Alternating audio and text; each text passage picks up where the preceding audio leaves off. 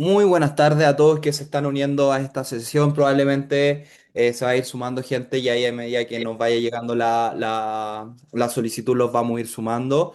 Pero desde ya darle la bienvenida a esta sesión informativa, a este lanzamiento de nuestro viaje a Alemania y Austria, una vuelta a esos orígenes de Europa, al Sacro Imperio, en donde nuestro especialista José Manuel, a quienes muchos de ustedes ya conocen, nos va a hablar brevemente y hacer una introducción a lo que va a ser este viaje. Vemos, como siempre, muchas caras conocidas, también contactos nuevos, lo cual me pone muy contento.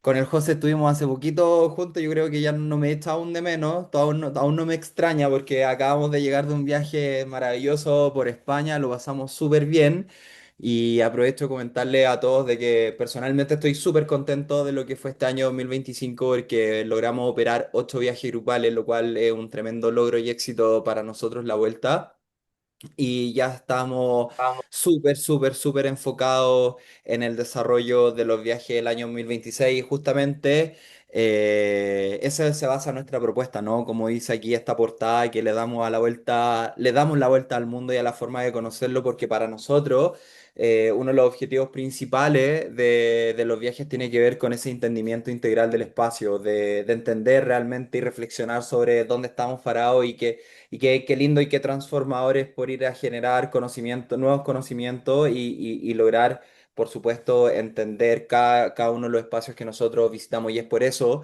que nuestra colaboración con especialistas como José Manuel nos permite generar experiencias realmente transformadoras, experiencias que nos dejan una lección, una enseñanza y nos permite habitar este mundo, creo yo, de una manera diferente.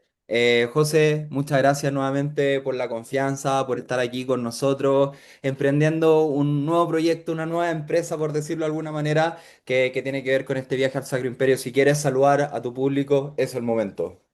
Muchas gracias, Seba, por la invitación a esta sesión. Muchas gracias a todos ustedes por sumarse. Muchas gracias a la vuelta por darme una nueva oportunidad de generar un nuevo programa en conjunto con la agencia.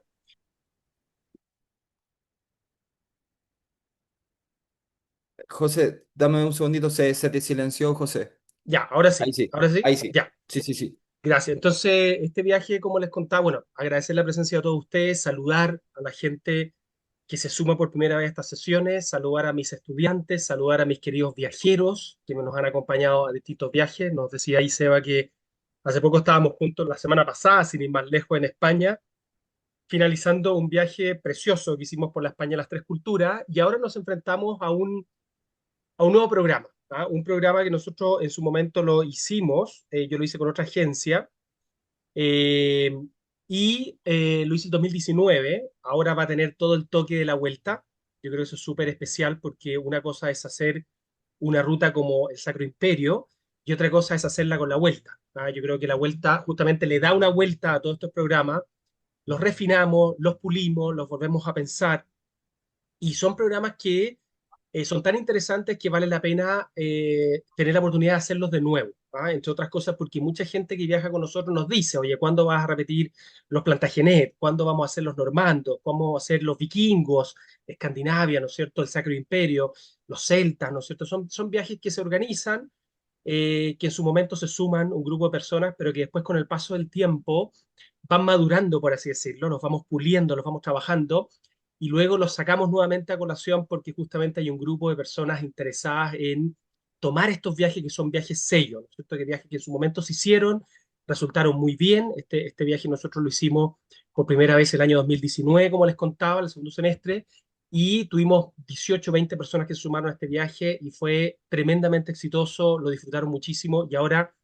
esta oportunidad tremenda de hacer este viaje con la vuelta por primera vez, a mí me entusiasma particularmente mucho porque se le da toda esa impronta a la vuelta, todo ese cariz, todas esas características que tienen, únicas que tienen los viajes de la vuelta, y que hacen que incluso rutas que nosotros hemos hecho previamente adquieran ciertas novedades, adquieran ciertas particularidades que las hacen no un viaje común, sino que una vuelta. Así que digamos, ahí aparecemos con Seba los dos conversando, pero que Sí. es un poco una manifestación de cómo se cocinan a fuego lento estos proyectos, de cómo se conversan, en verdad.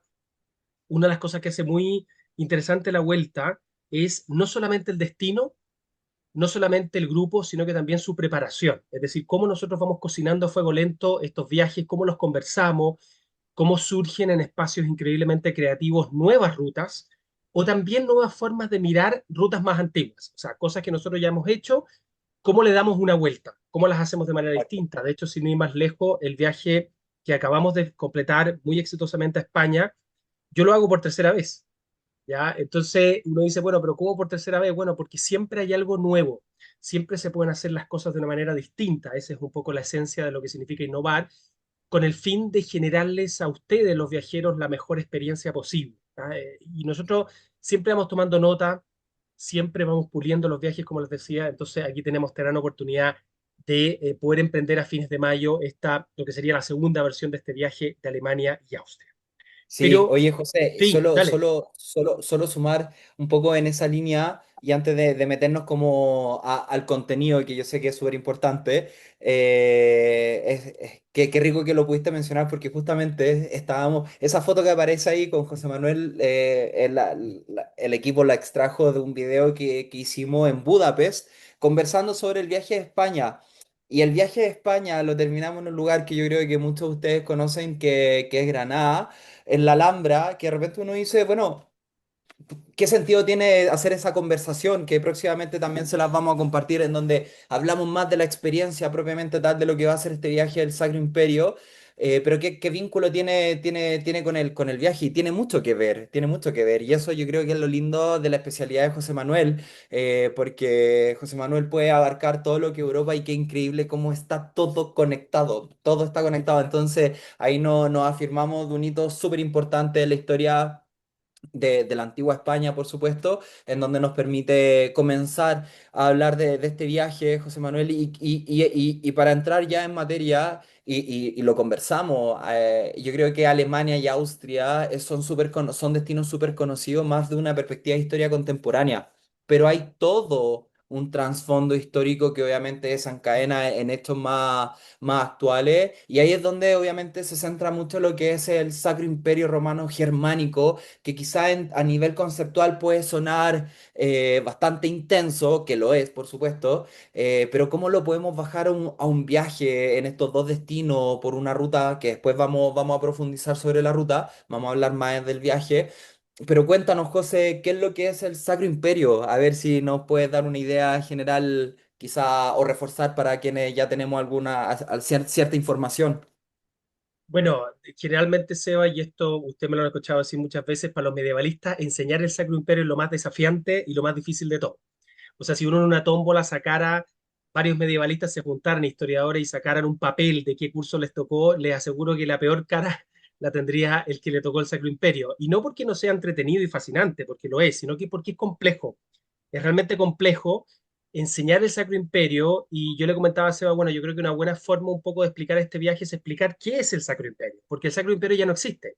Nosotros, es fascinante este viaje, nosotros no vamos a viajar a Alemania y Austria, vamos a viajar a la Alemania y Austria del Sacro Imperio, ese Sacro Imperio que duró 800 años, es decir, que duró mucho más tiempo de lo que han durado las repúblicas modernas. O sea, ustedes saben, Alemania y Austria como repúblicas son más jóvenes que Chile, más jóvenes que cualquier país de América Latina, como sistema republicano, es decir, como el sistema que conocemos actualmente una república democrática. Pero anteriormente, como decía Seba, hay 800 años o casi 1000 años de historia que se forjó al calor del Sacro Imperio Romano Germánico. Entonces, la mejor manera un poco es, antes de hablarles de la ruta, para que la ruta les haga sentido, es decir, bueno, ¿qué es el Sacro Imperio Romano Germánico? Los que son estudiantes míos me han escuchado en diversas ocasiones dar cursos, charlas, conferencias o hacer mención del Sacro Imperio Romano Germánico, pero creo que es súper interesante poder remitirse a su historia en un resumen súper breve que se los presento con estas imágenes y con estos puntos. Esto no es una clase, esto no es una conferencia, es simplemente una brevísima introducción para que ustedes entiendan qué es el Sacro Imperio y a partir de eso cómo nosotros forjamos el viaje, porque si no el viaje no tiene ningún sentido. ¿Verdad? ¿Por qué no viajar simplemente a Alemania y Austria tal cual la conocemos? No, vamos a viajar a Alemania y Austria no tal cual las conocemos, sino que vamos a estudiar el pasado medieval de cada uno de estos países cuando no eran ni Alemania ni Austria, sino que los unía algo en común, que es justamente el Sacro Imperio Romano Germánico. Y toda esta historia parte con Carlomagno, año 800.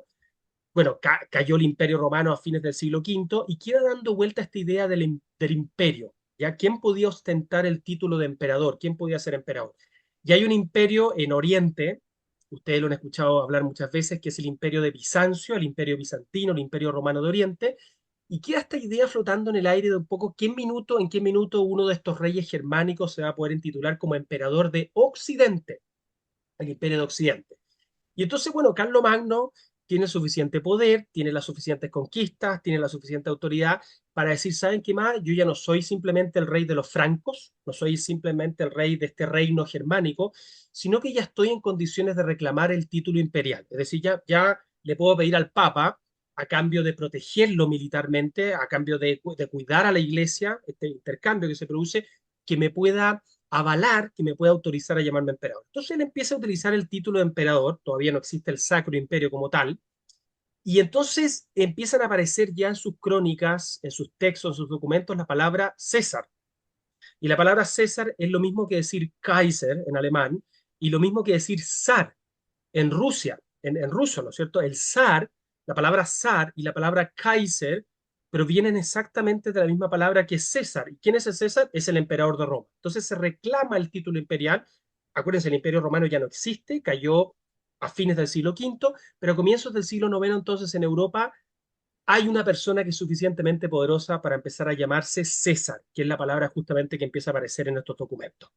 Pero el año 911, mucho tiempo después, ya muerto Carlomagno, hay un personaje que se llama Conrado de Alemania que se hace llamar rey de los germanos. Ya, ya no simplemente de tal o cual localidad, sino que rey de los germanos. Y en 962, Otón I, que había sido rey de Sajonia y rey de los germanos, se hace declararse, se autoproclama como emperador romano, es decir, recupera ese título imperial que había reclamado para sí mismo Carlomagno y que se había perdido porque el imperio de Carlomagno se fragmenta, se divide, entonces ya nadie puede llamarse emperador hasta que en 962 Otón I se hace llamar emperador romano. Entonces es aquí cuando los historiadores dicen, bueno, aquí ya podemos hablar propiamente tal del Sacro Imperio Romano Germánico.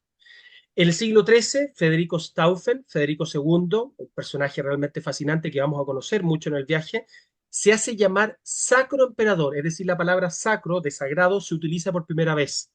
Los historiadores hablamos del Sacro Imperio Romano Germánico desde Carlomagno, desde el año 800, pero en realidad la palabra Sacro Imperio no se utiliza sino hasta la época de Federico II, Stauffen, en el siglo XIII. En el siglo XV ya aparece por primera vez la palabra completa, el título completo, Sacro Imperio Romano Germánico. ¿Cierto? Heilige Römische Reich.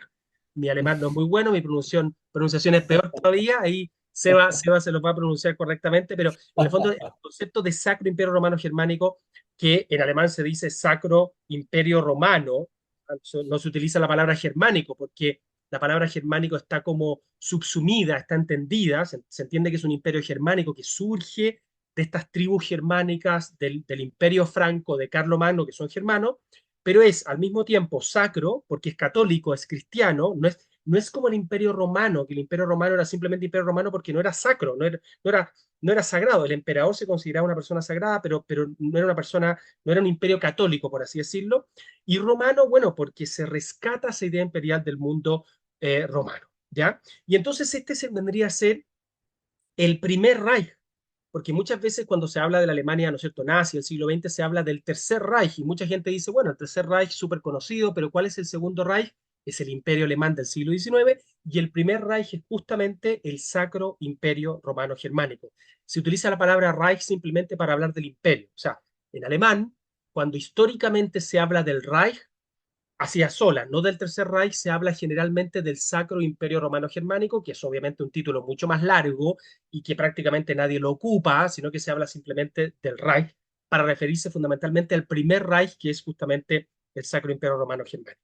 Este se funda el año 800 o el año 962, según ustedes consideren si Carlomagno realmente se le puede llamar primer sacro emperador o no. Es un tema de discusión que la verdad es que no importa.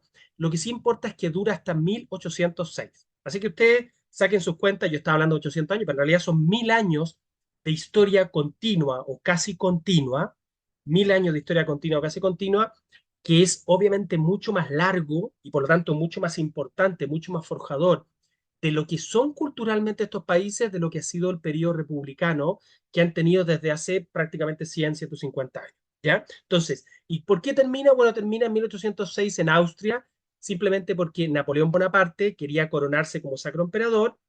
Los emperadores del Sacro Imperio no querían esto y para evitar, fueron muy prácticos, aunque terrible, pero muy prácticos, disolvieron el Sacro Imperio, de tal manera que Napoleón Bonaparte no se pudiera coronar como sacro emperador. Entonces, en definitiva, para que se entienda, el sacro emperador no es otra cosa que el rey de Alemania, vamos a llamarlo de esa manera, con un título imperial aspiracional. Aspiracional quiere decir que no le llega automáticamente, sino que tiene que aspirar a ese título, tiene que aspirar a que el Papa lo reconozca como tal y por lo tanto sus nobles, que son los electores de Alemania, a eso me refiero con aspiracional, no es como que mi padre es rey, él se muere y yo automáticamente en una sucesión dinástica soy rey. Eso no es aspiracional, eso es un título hereditario dinástico. Pero aspiracional quiere decir que si mi padre es sacro emperador y yo no cuento con el apoyo de los nobles de Alemania y Austria y Bohemia y República Checa, toda esa zona, y no cuento por lo tanto con el apoyo del Papa, entonces no voy a ser nunca sacro emperador. En ese sentido es un título imperial aspiracional que gobierna sobre varias naciones autónomas, no países, en esta época no existen los países, sino que naciones.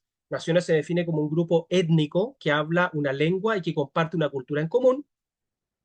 Austríacos, alemanes, bueno, no alemanes, sajones, bávaros, salios, francos, ¿no es cierto? Toda la zona de Bohemia, que es la República Checa, polacos, húngaros, es decir, estamos hablando de distintos grupos nacionales, cada uno de ellos autónomos, pero que reconoce la autoridad imperial del Sacro Emperador, ¿ya?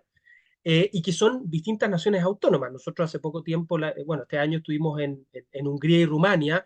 Bueno, Hungría era un reino súper importante y sin embargo estuvo reconociendo la autoridad superior y aspiracional del Sacro Emperador. ¿Ya? O sea, estuvieron bajo esa órbita de poder. Pero el famoso Voltaire, que es uno de estos pensadores ilustrados, ¿no es cierto?, de la Revolución Francesa en el siglo XVIII, burlándose, ¿no es cierto?, haciendo una parodia de sus vecinos alemanes y austríacos, decía, bueno, en realidad el Sacro Imperio es un circo, porque no fue ni sacro, ni romano, ni tampoco fue un imperio. ¿Ya? O sea, no le concede Voltaire, obviamente, sacando toda esa burla francesa respecto a un Sacro Imperio que ya estaba decadente. Esa es la razón por la que Voltaire se burla del Sacro Imperio, porque cuando Voltaire escribe esto a fines del siglo XVIII, el imperio ya estaba en una decadencia absolutamente total, prácticamente irreversible, hasta que en 1806 Francisco II disuelve el Sacro Imperio para que Napoleón no se corone y se crea el Imperio de Austria, del que va a ser el Imperio después, Austrohúngaro, 1865, 1806, 1865 se crea el Imperio Austrohúngaro y bueno, de ahí va a surgir obviamente la República Austríaca posterior en el siglo XX. Entonces, este es un poco un resumen y por eso que ustedes ven el águila bicéfala, que es justamente un símbolo imperial. Si ustedes ven una águila con dos cabezas, es el símbolo imperial, pero está nimbada, si ustedes se fijan en esa imagen con fondo dorado, está nimbada porque es sacro. Es sacro quiere decir que es sagrado, el Sacro Imperio Romano Germánico, por eso que son dos águilas que están con aureolas de santidad con nimbada, y las volvemos a encontrar aquí a la derecha en una imagen mucho más antigua donde aparece la cruz, ¿no es cierto? El águila bicéfala nimbada coronada, y aparecen todas estas naciones y estos escudos que yo les comentaba anteriormente, que son de condados, ducados e incluso reinos que de alguna forma u otra reconocieron el poder imperial de los sacroemperadores. Entonces, para que ustedes vean que esto es suficientemente enredado, pero evidentemente que cuando uno tiene un curso, una conferencia más externa, o mejor todavía, cuando realiza un viaje como este, todo le empieza a quedar absolutamente mucho más claro, aunque los exteriores dicen que nunca vamos a terminar de comprender realmente lo que es el Sacro Imperio.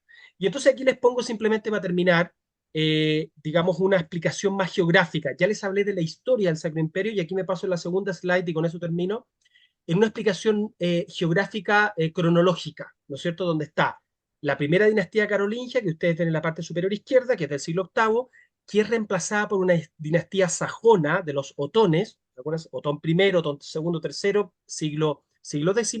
Después una dinastía francona, francona que quiere decir de otra parte de lo que actualmente es Alemania, la dinastía de Suabia, del sur de Alemania, o de la dinastía Staufen, se les llama así. Después va a haber un gran interregno. ¿Qué quiere decir interregno? Quiere decir que no hay emperador.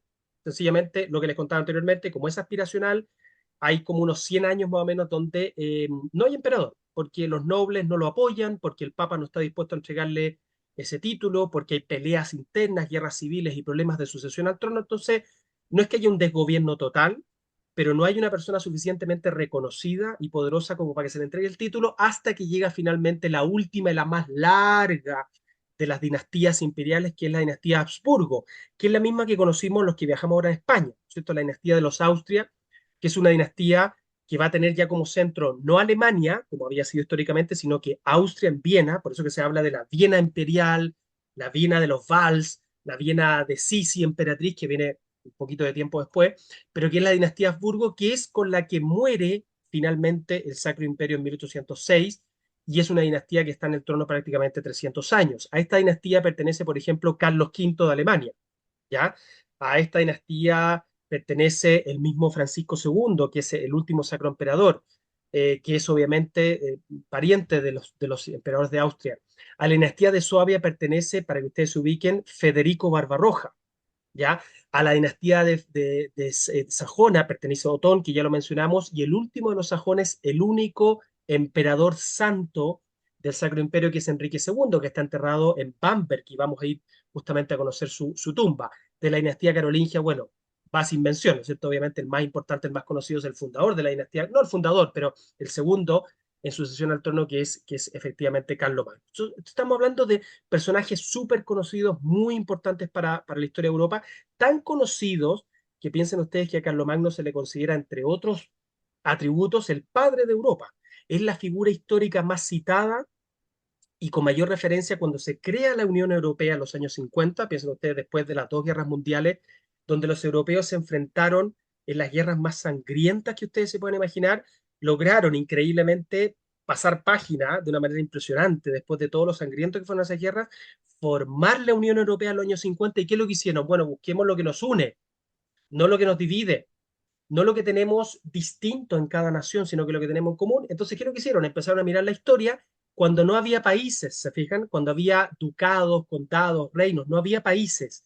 Entonces dijeron, bueno, una gran figura que nos une, que une a Alemania y a Francia, sobre todo, que son las naciones que originaron, digamos, la Unión Europea, es justamente Carlomagno. Por eso que este viaje es súper importante que ustedes entiendan que se llama Sacro Imperio, una vuelta por los orígenes de Europa entendidos en ese sentido, que tiene figuras tan señeras, tan fundacionales y tan importantes como Carlomagno, que si bien podemos o no llamarlo Sacro Emperador propiamente tal, sienta las bases para lo que va a ser el Sacro Imperio Romano Germánico y se va a configurar como un personaje histórico que va a inspirar históricamente la Unión Europea. Por eso que Seba tiene toda la razón de que estos no son fósiles de la historia. No, el Sacro Imperio ya no existe, entonces, ¿para qué lo vamos a estudiar? No, es que tiene todo que ver con nuestro mundo, tiene todo que ver con Europa, tiene todo que ver con lo que está pasando actualmente, porque justamente se recurre a estos hechos del pasado, a estos fenómenos del pasado, a estos personajes del pasado, para conformar una cosa tan increíblemente importante como es la Unión Europea.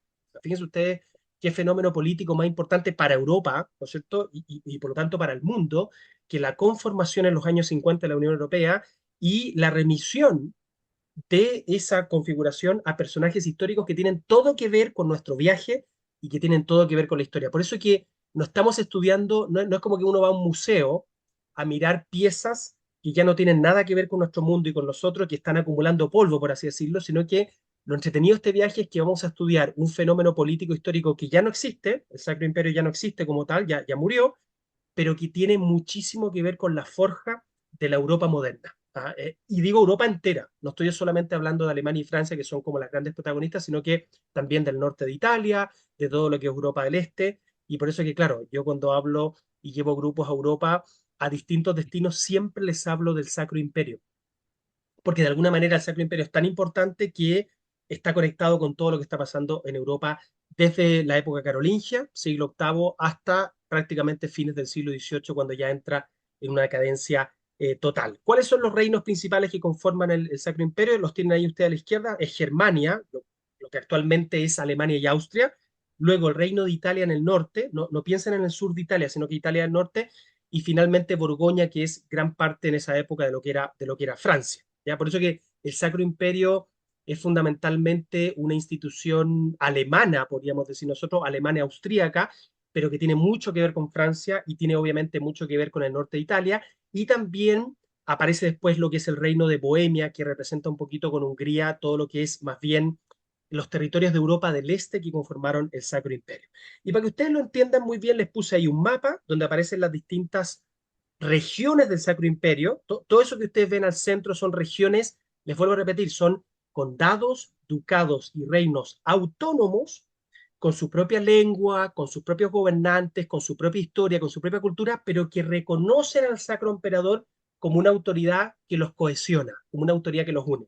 Y son, miren ustedes, Sajonia, las principales les voy a mencionar, Sajonia en el norte, Franconia, Suabia, Borgoña, si ustedes se fijan ahí en el sur, porque Francia en la época medieval prácticamente era muy pequeñita, luego está la Liga Lombarda y todo lo que es del norte, Baviera, una parte súper importante, Austria, que era pequeñita y que después agarra importancia posteriormente, Bohemia, que es lo mismo que República Checa y Eslovaquia, parte de Polonia y obviamente esos territorios, ¿no es cierto?, Turingia, Pomerania, que estaban un poquito más hacia el norte. Entonces, este mosaico que ven ustedes es, podríamos decir que es la división territorial de estas naciones autónomas, cada una con su cultura, su historia y su gobernante, que reconocen al Sacro Emperador. Y a la derecha, y con esto sí que ya termino, ven ustedes una representación de una crónica de fines del siglo XII, que nos muestra sentado al frente a Federico Barbarroja, que tiene su corona cerrada en su cabeza, el que está al centro en el trono, que quiere decir que es una corona imperial. Cada vez que ustedes vean una corona abierta, con las puntas abiertas, es la corona de un rey.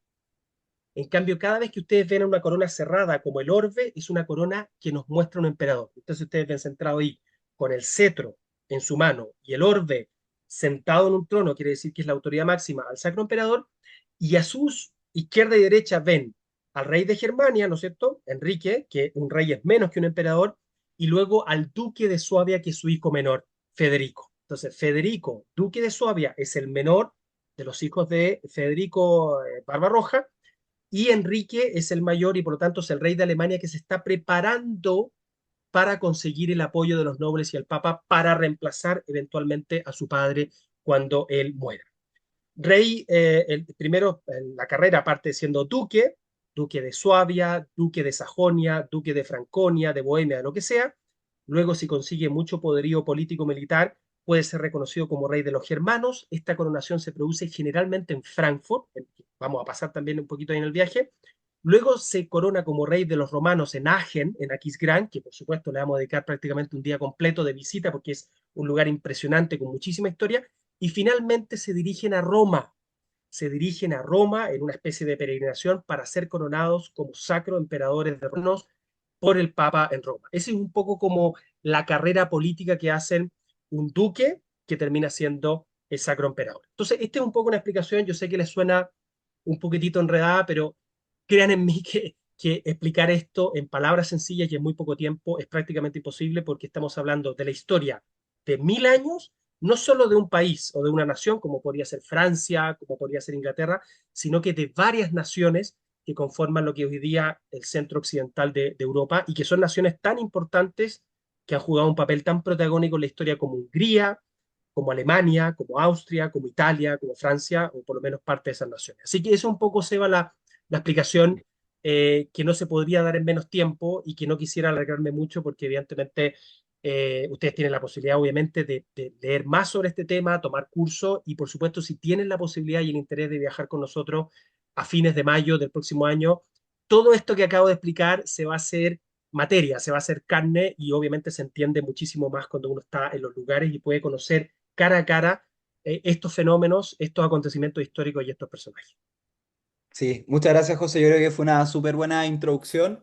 Yo fui anotando algunas cositas ya para entrar de más de frente y de lleno a lo que es el viaje y este viaje. Yo creo que todos los viajes reúnen características similares, pero la contundencia de lo que nos ofrece este viaje a los orígenes de Europa en cuanto a temas de personaje, de paisaje, de territorio, de simbolismo, de emblema, de la famosa heráldica que lo mostraba ahí en esa imagen más antigua. los matices culturales, los matices estéticos que uno puede ir encontrando a lo largo del viaje, la información del poder, de la política, de la estructura imperial, religión, espiritualidad, reformas. También hablamos de reformas que también marcan mucho lo que es la sociedad occidental, ¿no? ¿Para qué decir la arquitectura, el arte, la historia del arte, la mitología?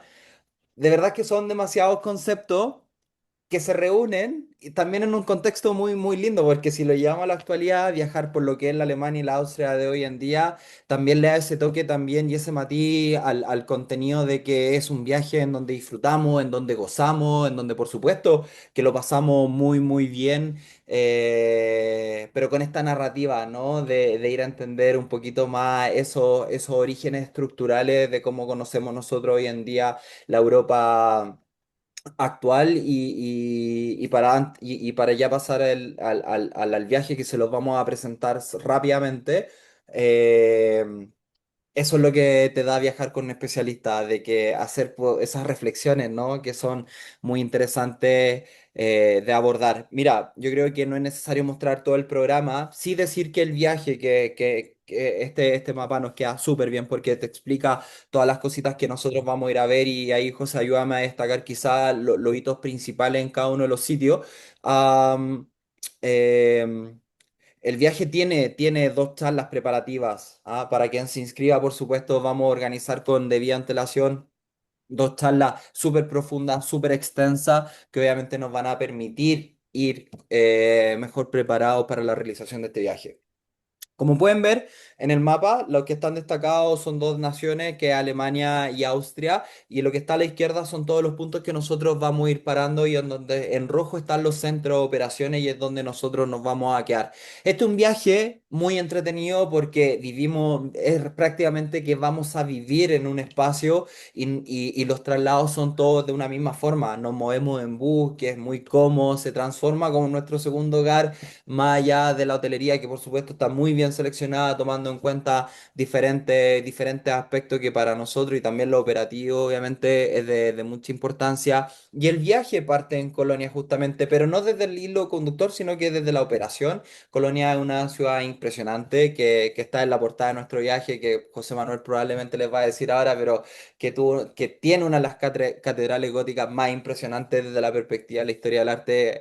Es alucinante poder enfrentarse y pararse frente a esta estructura que es realmente monumental. Pero el viaje parte desde Agen, de Aquisgrán, como decía José, porque ahí estaba todo lo de Carlos Magno, ¿no? José, brevemente, si me puede ayudar con un par de información.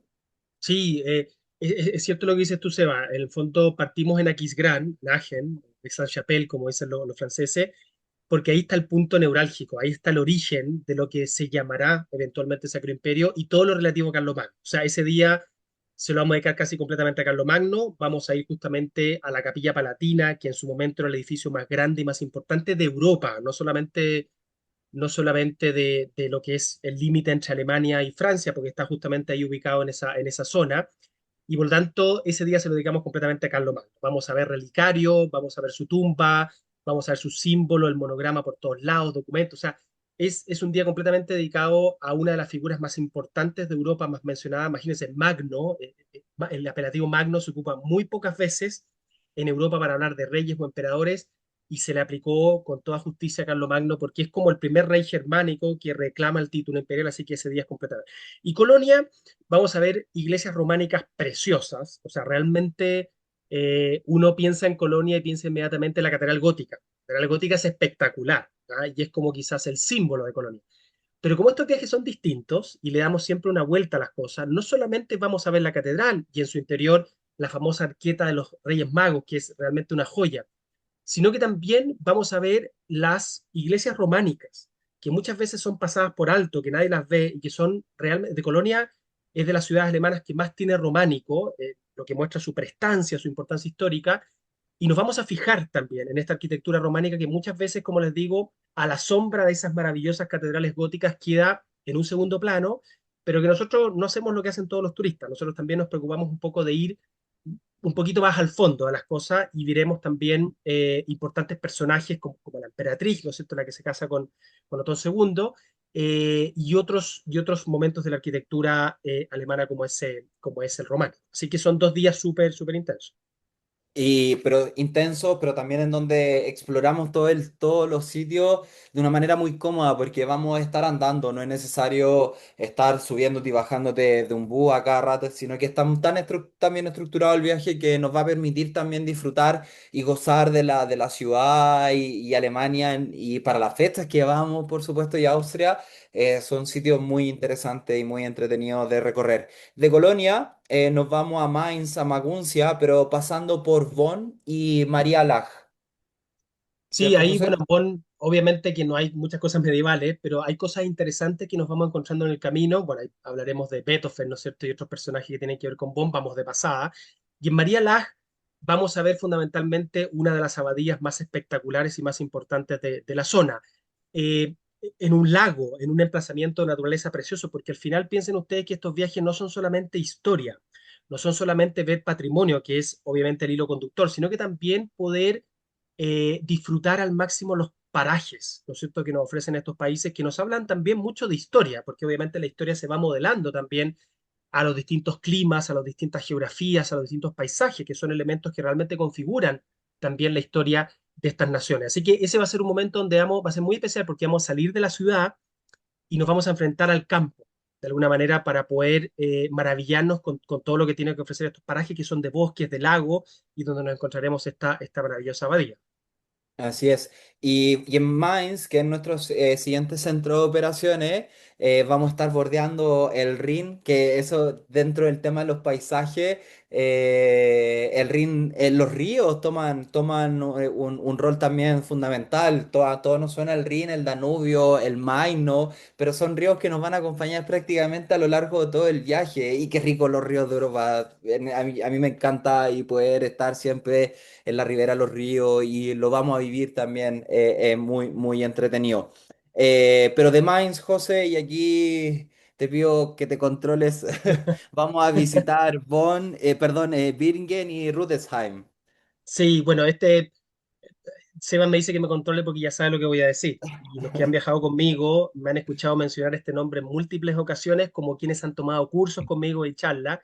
Y es que yo creo, y aquí estoy obviamente entregándoles una opinión personal, que en Bingen y en Rudesheim vamos a conocer, a mi juicio, el personaje más fascinante de la época medieval. Y se los está diciendo no solamente un historiador, se lo está diciendo un medievalista, o sea, una persona que ha dedicado prácticamente su vida profesional entera a investigar, a publicar, a enseñar sobre la Edad Media. Entonces, bueno, no es poca cosa que uno en un desliz más personal y más íntimo, de alguna manera comprometa, ¿no es cierto?, esta opinión, ¿ah? Porque uno realmente trata de ser lo más objetivo, ¿no es cierto?, y lo más frío respecto al estudio de la historia. Yo aquí no puedo ser frío porque evidentemente que en estos lugares conoceremos a la maravillosa, extraordinaria polímata Hildegarda de Bingen, que la vamos a conocer cara a cara. O sea, vamos a ir a la iglesia donde están sus reliquias, vamos a ir a los monasterios que ella fundó. Hay lugares realmente una maravilla. O sea, son las riberas del río Rin, donde veremos Es esos precioso, viñedos, es que es precioso. realmente espectacular. Vamos a caminar por esos viñedos tocando esas uvas, que es como recrear el entorno que le habría tocado a Hildegarda de Bingen. Vamos a hablar de ella, vamos a hablar de las cosas que ella escribió. Les digo, es una monja renana, justamente se habla del Rin, de la zona de Renania, realmente extraordinaria, fuera de serie, profetiza, mística. La gente prácticamente se agolpaba para poder escucharla. Y en una época donde supuestamente las mujeres no tenían ni voz ni voto, como se ha dicho por ahí, la verdad es que fue una mujer realmente impresionante que no solamente tuvo voz y voto, sino que las muchedumbres se pelean para poder escucharla y también los emperadores, los papas, los arzobispos de Mainz y Colonia también la escucharon mucho porque era una mujer realmente extraordinaria y fuera de serie. Entonces, yo les diría que este momento ustedes quizás me pierdan ahí emocionalmente y No, Seba no, no, no, tenga que no, no, tomar el no. micrófono No, no, no, no, ver no, qué no. hacemos, porque realmente es un momento para mí particularmente muy emocionante y eso que les habla alguien que su especialidad es Inglaterra. O sea, yo me dedico a otra parte de Europa como especialista, pero la verdad es que es un momento para rendirle un tributo a la mente, probablemente la mente más brillante más extraordinaria que existiera en toda la época medieval, que no es un hombre, como se podría pensar en una época tan masculinizada, sino que una mujer como Hildegard. Así que ese momento de Bingen y Rudesheim, además el lugar es maravilloso, y en Rudesheim hay muchísimo de Hildegarda. La gente piensa que todo lo de Hildegarda está en Bingen, pero en realidad gran parte de lo que vamos a ver está en Rudesheim, que es donde está el monasterio que ella fundó y todo eso. Así que lugar realmente espectacular. Ayer José no va caminando, levita. Va. Sí, sí, me van a tener que tomar así de los pies porque realmente es un momento para mí súper, súper emocionante. Bueno, y ese día también, José, visitamos Trier, Sí, Triveris. Treveris es una ciudad súper antigua, una de las ciudades más antiguas de Alemania, con su famosa Porta Nigra, que es de la época de los romanos. Fundamentalmente nos va a remitir a la época de los romanos, es decir, la presencia del Imperio Romano en Alemania, la importancia del obispo de Trier, todo lo que Trier aportó, digamos, culturalmente a Alemania. Vamos a ir a un museo ahí donde hay unos códices realmente espectaculares, obras de orfebrería sin igual, pero fundamentalmente Trier es un lugar que le da peso histórico a Alemania, en el sentido de que es una ciudad antiquísima y nada más entrar veremos esa maravillosa puerta de la época romana y es realmente impactante. Así que también una tremenda visita y Hildegarda estuvo justamente en un gran concilio en Trier hablando de sus visiones místicas y realmente dejó a todo el mundo muy impresionado. Así que seguiremos un poco el hilo conductor a lo largo del Rin siguiendo la historia de esta increíble mujer del siglo XII. Y también desde Mainz, José, al día siguiente visitamos tres espacios de manera súper precisa, porque son viajes que tenemos que calcular en tiempo, pero tres lugares de manera súper precisa, que es Worms, Speyer y Trifels. Claro, en estos lugares, tú tienes razón, Seba, es probablemente el único día donde nos va a tocar un poquito más de bus, en el sentido que tenemos que visitar varios lugares. Worms, súper importante porque ahí es el centro. Seba habló antes de las reformas y la reforma más importante que sucede en la época medieval. En toda la época medieval es la reforma gregoriana, y la verdad es que Worms es uno de los epicentros de lo que va a ser la lucha, la disputa de poder entre los papas y los emperadores en el siglo XII. Worms además tiene una catedral románica espectacular, tiene que ver con el anillo del Rin, ¿no es cierto? Con esas obras de Wagner, ahí ya les contaremos un poquito más. Speyer o Spira es también súper importante porque aunque fue muy bombardeada en la Segunda Guerra Mundial, se conservaron, gracias a Dios, las tumbas de los reyes salios y los emperadores de la dinastía Salia. Gran parte de ellos los vamos a poder ver ahí, son realmente impresionantes. Y Trifels es un castillo que queda en Es un paraje precioso, realmente precioso, en un precioso. bosque, y es muy importante porque, bueno, ahí estuvo gran tiempo la corona del Sacro Imperio, pero además estuvo un personaje que ustedes conocen que se llama Ricardo Corazón de León. Cuando volvió de la Tercera Cruzada, lo pillaron, lo atraparon, y estuvo ahí privado de libertad un tiempo hasta que Inglaterra logró conseguir el dinero para poder rescatarlo. Así que es una historia que también nos conecta con la Inglaterra de los Plantagenes. Oye, José, y cuéntanos qué pasa en Mainz, en Maguncia. Bueno, en Mainz, una catedral también románica de una piedra roja que también los va a impresionar mucho porque la van a ver en muy pocos otros lugares de Europa. Mainz es súper importante porque sus arzobispos fueron realmente importantes, fue una sede arzobispal muy importante. Y Mainz también, para que ustedes sepan, fue la cuna de lo que es la imprenta. ¿Ya? Todo el movimiento de la imprenta que nos habla de otra reforma súper importante que vamos a estudiar en este viaje, que es la reforma protestante, la reforma luterana. O sea, todo lo de Mainz, todas estas zonas que estamos visitando acá, de alguna forma u otra se conectan también con ese gran fenómeno súper importante para la historia de Europa y que nos habla mucho de nuestra actualidad, como es la reforma de las iglesias protestantes, anglicana en Inglaterra, ¿no es cierto?, luterana en todo lo que es la zona de Alemania y fundamentalmente Escandinavia, la iglesia calvinista en Francia. Bueno, es un fenómeno ineludible de la historia de Europa que tiene como epicentro Alemania, y dentro de Alemania tiene como epicentro justamente la zona de Mainz. Así que hablaremos un poquito de la imprenta, de todo lo que significó para, obviamente, la cultura europea. Y la Catedral de Mainz también es realmente un fenómeno del románico germánico. Sí, bueno, y adicionar una vez más que todo lo que hablamos y todo lo que está mencionando también José Manuel está en un entorno muy entretenido. Yo recuerdo, José, que Mainz es una ciudad súper universitaria, los pueblos que hemos dicho, Worms, Speyer, también son pueblos preciosos, con una arquitectura y un ambiente muy, muy entretenida que va mezclando esto, por supuesto. Bueno, y de Mainz, aquí como seguimos en el mapa, salimos con dirección hacia Bamberg, pero parando en Seligenstadt y en Gelhausen. Sí, Seligenstadt es un pueblito pequeñito alemán.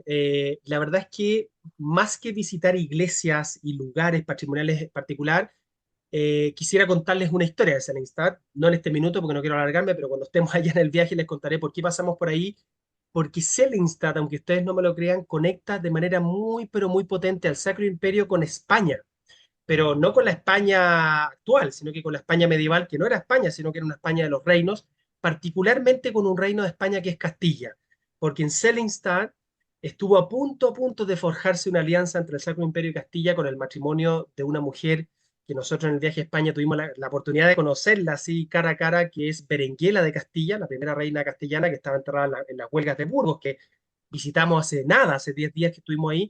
Bueno, la historia de Alemania, la Alemania medieval, la Alemania del Sacro Imperio y Castilla se conectan fuertemente con lo que sucede en Seligenstadt, y por eso que yo le decía a Seba, por favor déjame darme un lujito, esta ciudad nos queda en el camino de pasar por ahí, ver un par de cosas, pero sobre todo contar esta historia, porque esto es lo interesante de estos viajes, que no solamente son de ver lugares físicos, sino que también de contar historias incluso de edificios que fueron derribados, de edificios que ya no existen, de edificios que fueron bombardeados, pero que siguen conectándonos con historias del pasado. ¿Ya? Eso es un poco lo que es interesante de estos viajes de la vuelta, que no solamente se ve lo evidente, sino que también explicamos cosas que ya no son, pero que fueron en su momento y forjaron una historia. Y Hellhausen, un poco lo mismo. Vamos a pasar por una iglesia que además es maravillosa, que es un gran ejemplo de la transición del románico al gótico, por lo tanto me permite explicar súper bien en esta parada que vamos a hacer en el camino la transición de estilos arquitectónicos que van desde el siglo XII al siglo XIII con toda su impronta, porque obviamente cada viaje nos ofrece un románico y un gótico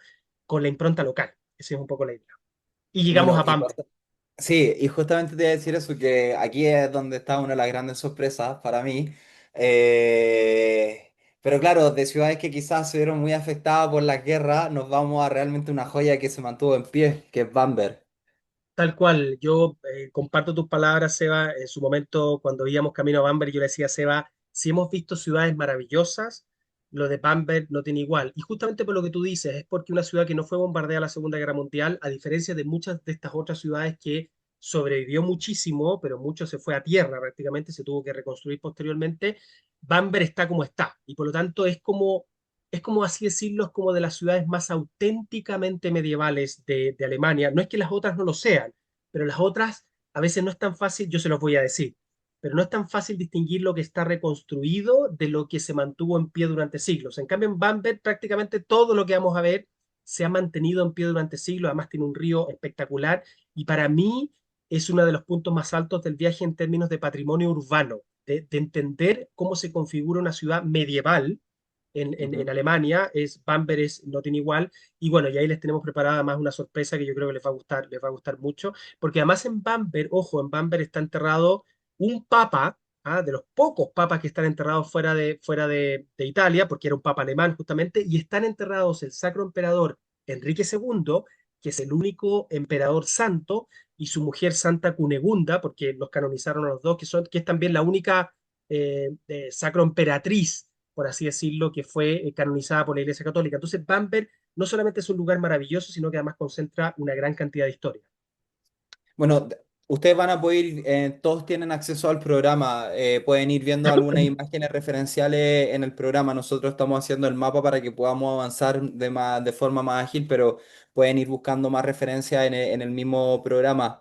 Y bueno, después de Bamberg seguimos en dirección sur y nos vamos quizás a uno de los puntos más entretenidos. Y yo creo que lo que venimos hablando es como lo que más se conoce. Y eso es lo interesante también de este viaje, José, de que imagínate cuántos días llevamos, cuántos sitios llevamos y son rutas o son espacios que generalmente no están en una ruta tradicional, están fuera de las grandes urbes como Hamburgo, Berlín, Frankfurt, cosas así. Pero recién llegamos a Múnich, que por supuesto quizás es una de las más, de los lugares más potentes, pero en ruta visitamos Nuremberg, que también es uno de los puntos altos tal vez de este viaje, una parada técnica, entre comillas, en Beltenburg, ahí a la orilla del Danubio, que es donde gozamos con seguridad, vamos a gozar para finalizar y estar un par de noches en Múnich, en Baviera.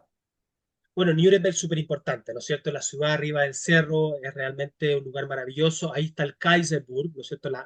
Uno de los principales fortalezas que se construyeron como residencia imperial para los emperadores del Sacro Imperio en época medieval, quizás la mejor conservada. Ahí durante un tiempo estuvo en varios episodios distintos de la historia la corona imperial, ¿no es cierto? La Reichskrone, que es súper importante, que la vamos a ver finalmente en Viena. Y bueno, de Nuremberg, ¿qué les puedo decir? Está el Museo Nacional de Alemania, con una cantidad de piezas de la época medieval realmente impresionante que vamos a poder admirar. En Weltenburg tenemos una sorpresa, pero no sé si se la podemos contar, Seba. ¿Se puede contar a orillas del Danubio? ¿O no Cuéntala, es si cuéntala. la contamos? No, bueno, Bueno, la contamos, ¿no es cierto? Ya. dale, dale Bueno, con todo. ustedes, yo sé, ¿con qué asocian Alemania entre muchas otras cosas? Nos estamos acercando a Múnich, obviamente, con la cerveza. Hildegard habló muchas veces de las propiedades del lúpulo para mantener la cerveza, obviamente, si ella hablaba de todo, era una genia. Y en Weltenburg, a orillas del Danubio, porque ya dejamos el río Rin, por eso que nos vamos de dos ríos súper importantes de Europa, como es el Rin y el Danubio, porque obviamente el agua es el elemento más importante, la pureza del agua es el elemento más importante para la producción de cerveza. Pasaremos por uno de los, digamos, la cervecería más antigua de Alemania, de las más antiguas, donde se sigue produciendo cerveza hasta el día de hoy, donde vamos a poder probar esa maravillosa cerveza. A nosotros el viaje anterior nos tocó un día maravilloso, fluía el Danubio, imagínense ustedes sentados en unas mesas con un grupo de gente tomando una cerveza de distintas procedencias, con distintos grados de alcohol.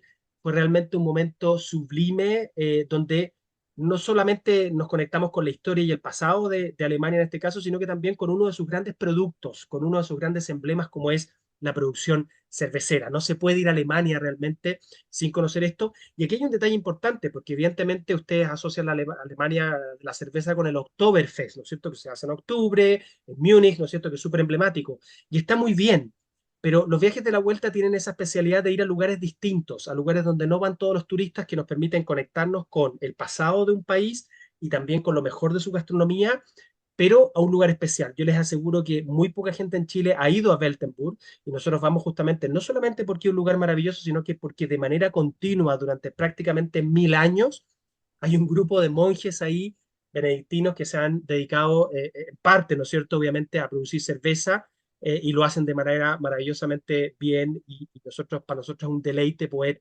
obviamente, probar esto. Después pasamos por los campos con los lúpulos, ¿no es cierto?, que están puestos así como de forma así vertical hacia arriba y es realmente una maravillosa conexión con el paisaje, con la historia y con la gastronomía. Así es. Y después en Múnich, por supuesto, vamos a visitar Múnich y nos vamos a unos lugares quizás súper reconocidos a nivel paisajístico y también de arquitectura, que es el castillo de José. Yo no lo voy a decir, dilo tú. Neuschwanstein. Sí, es súper interesante porque fíjense ustedes que este castillo, ustedes miran este palacio castillo que fue construido, ¿no es cierto?, por uno de estos reyes de Baviera, ¿ah? Que era considerado un loco prácticamente. Luis, ¿no es cierto? Ustedes dirán, bueno, pero esto no es del Sacro Imperio en estricto rigor, porque efectivamente se construyó, ¿no es cierto?, en el siglo XIX, cuando ya el Sacro Imperio no existía. Pero ¿saben por qué lo vamos a visitar? No lo vamos a visitar solamente porque sea un lugar espectacular, porque es también de los puntos altos del viaje. Imagínense ese castillo, que son los castillos de la zona romántica de Baviera, al sur de Múnich, donde se construyeron todos estos castillos en el siglo XIX, comienzos del siglo XX, pero no se construyeron simplemente porque esta gente estaba como empeñada en mostrar su grandeza y su riqueza, sino que se construyeron en estilo medieval justamente por lo que les decía al principio de esta sesión, porque era una manera de remitirse a esa gloria pasada, era una manera de remitirse a ese pasado de Alemania que ya no existe. Es una manera de conectar en el siglo XIX con el Sacro Imperio Romano Germánico a través de la arquitectura. No es arquitectura medieval propiamente tal, es arquitectura neomedieval, pero a mí en ese lugar me va a permitir hablarles de ustedes de como el Sacro Imperio después del Sacro Imperio. O sea, cuando se acaba el Sacro Imperio no queda absolutamente nada o quedan reminiscencias del Sacro Imperio en la cultura, en la sociología, en la economía, en la política y sobre todo en la arquitectura. Entonces, al final, todos estos palacios románticos del siglo XIX que se construyen en Baviera y en otras partes no son simplemente un adorno. No solamente responden a un fenómeno propio del siglo XIX, sino que también a un intento como de rescatar y hacer reminiscencia de esos siglos medievales del Sacro Imperio. Entonces tiene todo que ver con el viaje. Aunque se haya construido en época posterior al Sacro Imperio, cuando ya el Sacro Imperio se había disuelto, tiene todo que ver con el viaje porque es como un sucedáneo. del Sacro Imperio para que ustedes me entiendan. Y bueno, es un lugar que además es realmente espectacular. Es más turístico, evidentemente, pero nos conecta muy bien con el resto del viaje. Y aquí entramos a recta final, José, a nuestro viaje porque ya cruzamos Austria y visitamos, por supuesto, tres puntos, Salzburg, Melk y Viena. No, no en un solo día, por supuesto, en varios días, pero ya dejamos Alemania atrás, cruzamos la frontera por tierra y nos vamos con dirección hacia Viena, en donde visitamos, perdona, sí, nos quedamos en Salzburgo también. Nos quedamos en Salzburgo, visitamos Salzburgo, después en ruta entre Salzburgo y Viena visitamos Melk, Melk. José.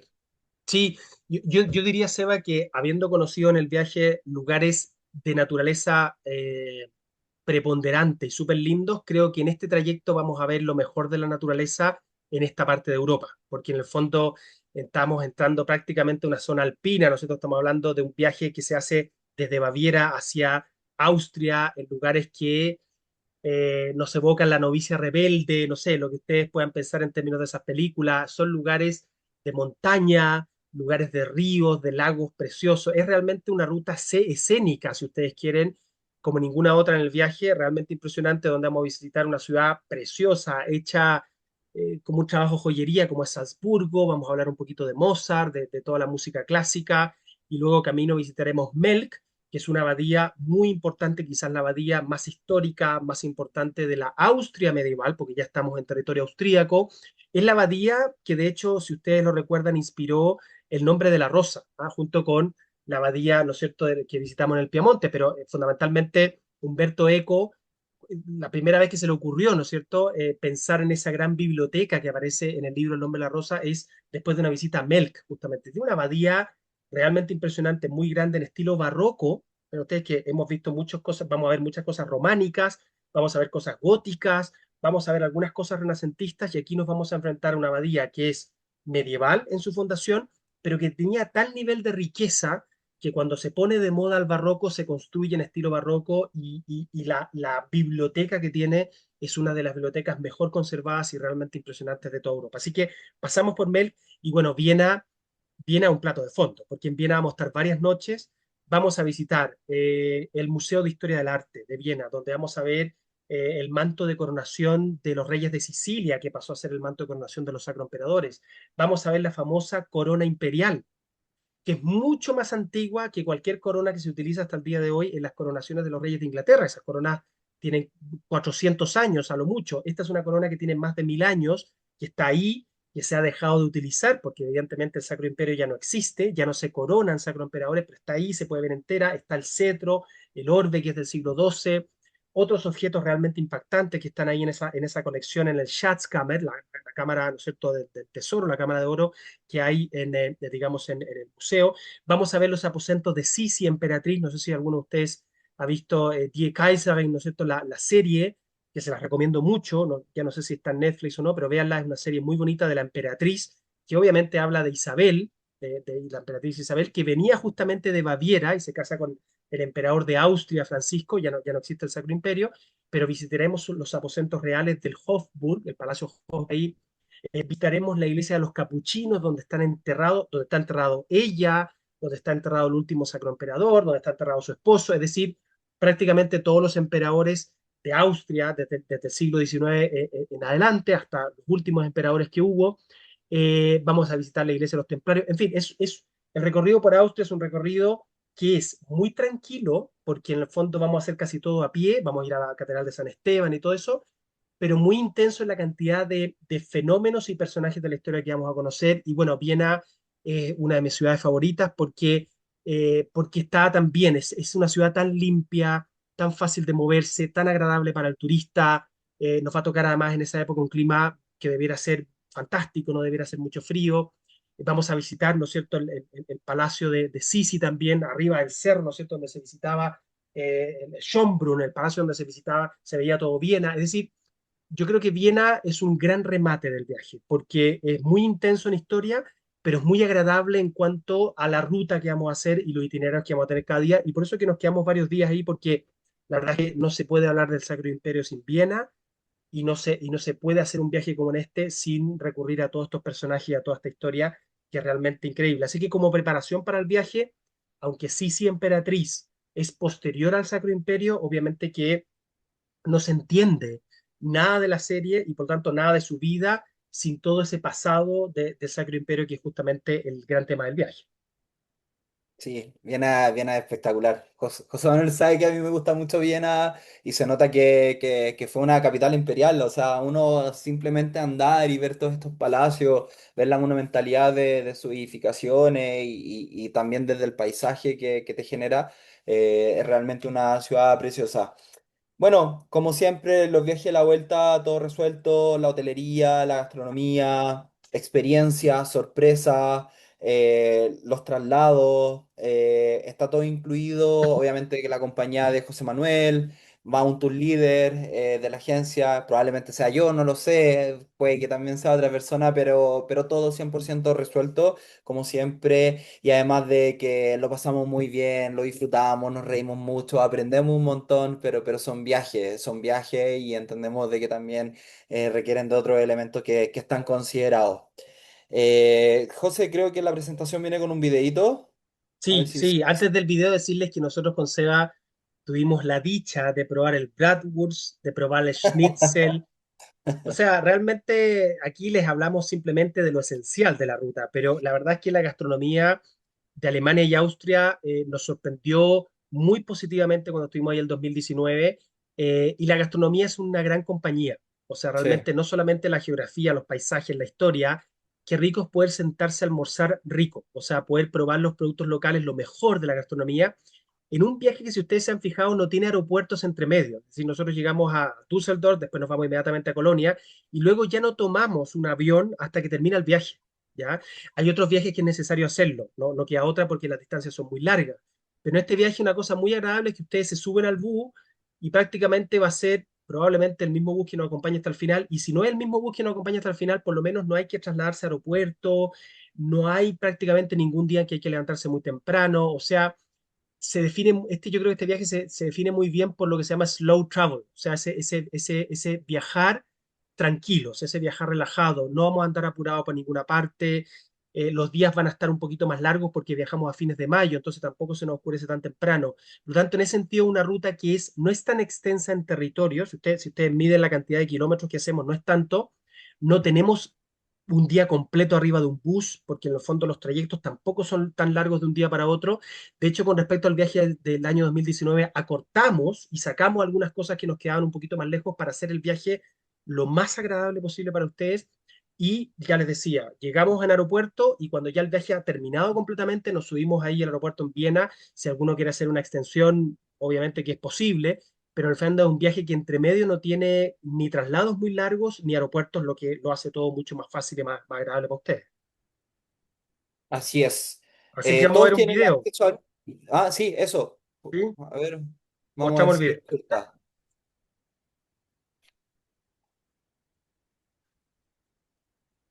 No, no sé si se escucha, creo que no, Loretín. No, está sin audio. ¿Sin No, audio? Sí. no, es que algo de configuración nomás, José, pero no te Ya, preocupes, que lo podemos mandar después, lo podemos mandar ya, después. ya. Sí, yo lo podía escuchar, pero ustedes después lo pueden revisar. Es un poco un resumen de algunas de las partes más importantes del viaje, pero ustedes ya lo escucharon de nosotros directamente que lo estamos organizando. Bueno, ahí hay una imagen preciosa del castillo de Neuschwanstein que vamos a visitar ahí al sur de Baviera y que es realmente un paraje de los más espectaculares que nos ofrece el viaje. Así es. No sé, quizá el momento para alguna consulta, algún comentario, si no, como saben, nos pueden contactar al correo electrónico, a nuestros teléfonos, yo creo que la mayoría de ustedes ya lo tiene.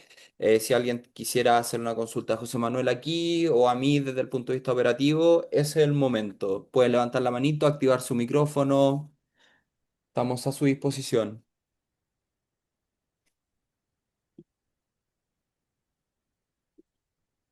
Parece que no, No, ¿sí? tú. No. Vamos, vamos, Iván, tú puedes, Iván, te escuché. ¿Está todo claro? Ah, ya. Y con el gesto Iván hizo la pregunta. Claro. Sí, pues ya se entendió el gesto. Si llevamos una semana viajando ahí con Iván, así que ya le podemos leer la mente. Es Oye, una consulta técnica. Justo no lo veo. El viaje tiene un valor de $8.990 por persona en esta 12.000. ocasión porque como este viaje, y también como nos está sucediendo en muchos de nuestros proyectos, cada vez estamos también teniendo viajeros y amigos desde otros puntos, entonces se nos complicaba el tema de incluir los tickets aéreos, en hacer las negociaciones de grupo, etcétera. Entonces hemos estado optando por no considerar los tickets aéreos dentro de los viajes, pero eso no significa que nosotros no los podamos ayudar con la reserva. La idea ojalá es estar lo más unido posible, sobre todo en la ida, pero hay algunas alternativas. Yo te diría que en general la de Air France y la de Iberia son las mejores opciones para llegar, en este caso a Düsseldorf y regresar desde Viena. ¿Por qué no Colonia? Porque el aeropuerto de Colonia es curioso, pero es más chiquitito a pesar de ser una ciudad importante, grande, en comparación a Düsseldorf. Eh, Tenemos que buscar vuelos hacia allá. Bueno, también hay gente que está volando, que ya está inscrita, que está volando ante Europa, entonces hay unas low cost que llegan directamente hasta Colonia, pero a lo que voy es que podemos ir viendo caso a caso. Aprovecho también de mencionar de que a los que están interesados desde otros destinos, porque sé que hay gente conectada desde México, Colombia, y yo sé que hay mucha gente, muchas personas consultando que están esperando la grabación de esta charla.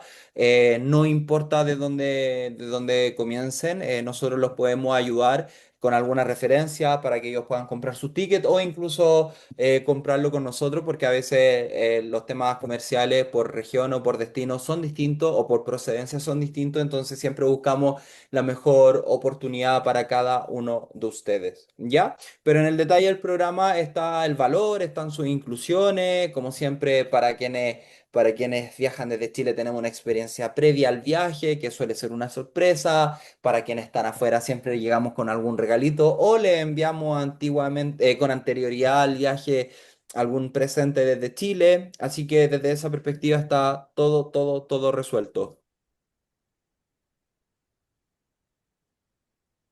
Carmen Luz, tienes que activar tu micrófono. Apágalo. ¿Dónde está el micrófono? Espérame.